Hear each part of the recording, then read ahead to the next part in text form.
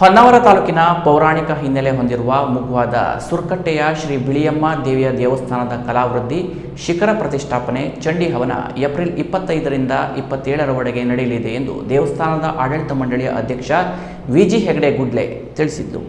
ಸುರಕಟ್ಟೆಯ ಶ್ರೀ ಬಿಳಿಯಮ್ಮ ದೇವಿ ದೇವಸ್ಥಾನದಲ್ಲಿ ಶುಕ್ರವಾರ ನಡೆದ ಪತ್ರಿಕಾಗೋಷ್ಠಿಯಲ್ಲಿ ಅವರು ಮಾತನಾಡಿದರು. ಏಪ್ರಿಲ್ 25ರಂದು ಕಲಾವೃದ್ಧಿ, ಏಪ್ರಿಲ್ 26ರಂದು ಶಿಖರ ಪ್ರತಿಷ್ಠಾಪನೆ, ಏಪ್ರಿಲ್ 27ರಂದು ಚಂಡಿ ಹವನ ನಡೆಯಲಿದೆ. ದೇವಸ್ಥಾನಕ್ಕೆ 25 ಲಕ್ಷ ರೂಪಾಯಿ ವೆಚ್ಚದಲ್ಲಿ ತಾಮ್ರದ ಹೊದಿಕೆ ಮಾಡಲಾಗಿದೆ ಎಂದು ತಿಳಿಸಿದರು.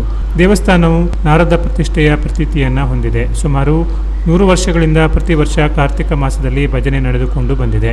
ವಾರ್ಷಿಕವಾಗಿ ಚಂಡಿ ಹವನ, ಸಪ್ತಶತಿ ಪಾರಾಯಣ ಮುಂತಾದವು ನಡೆಯುತ್ತದೆ ಎಂದು ತಿಳಿಸಿದರು.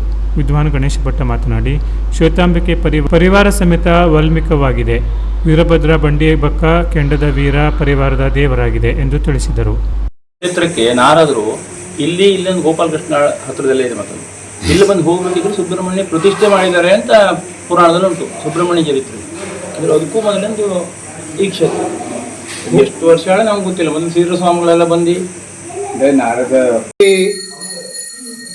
ಇಂದು ಈ ಕಾರ್ಯಕ್ರಮ ನಡೀತಾ ಇದ್ದದ್ದು ಕಲಾವೃದ್ಧಿ, ಶಿಖರ ಪ್ರತಿಷ್ಠಾಪನೆ ಮತ್ತು ಚಂಡಿ ಹವನ ಇದು ನಡೀತಾ ಇದೆ.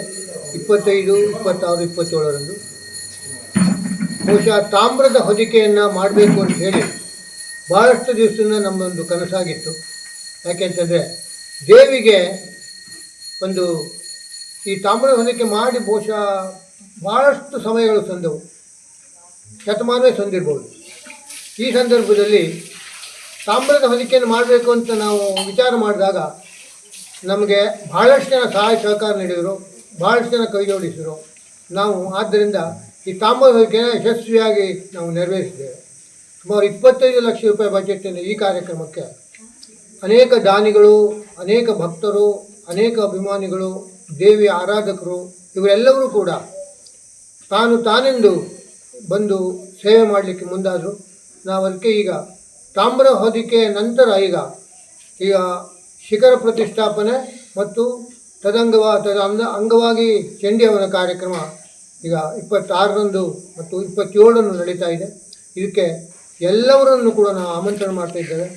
ಈ ಒಂದು ಶತಮಾನದಲ್ಲಿ ನಡೆಯುವಂಥ ಇಂಥ ಒಂದು ಪವಿತ್ರವಾದ ಕಾರ್ಯಕ್ರಮಕ್ಕೆ ಬಂದು ಭಾಗವಹಿಸಿ ದೇವಿಯ ಅನುಗ್ರಹಕ್ಕೆ ನಾವೆಲ್ಲರೂ ಕೂಡ ಪಾತ್ರರಾಗಬೇಕು ಅಂತ ಹೇಳಿ ಎಲ್ಲರನ್ನು ಕೇಳ್ಕೊಳ್ತೀವಿ. ಪತ್ರಿಕಾಗೋಷ್ಠಿಯಲ್ಲಿ ಆಡಳಿತ ಸಮಿತಿಯ ಕಾರ್ಯದರ್ಶಿ ಲಕ್ಷ್ಮೀನಾರಾಯಣ ಹೆಗಡೆ, ಉಪಾಧ್ಯಕ್ಷ MS ಹೆಗಡೆ, ಕಣ್ಣಿಮನೆ, ಜಂಟಿ ಕಾರ್ಯದರ್ಶಿ ಮಂಜುನಾಥ ಹೆಗಡೆ, ಪ್ರಕಾಶ್ ಹೆಗಡೆ, ರವಿ ಭಟ್ಟ ಇದ್ದರು.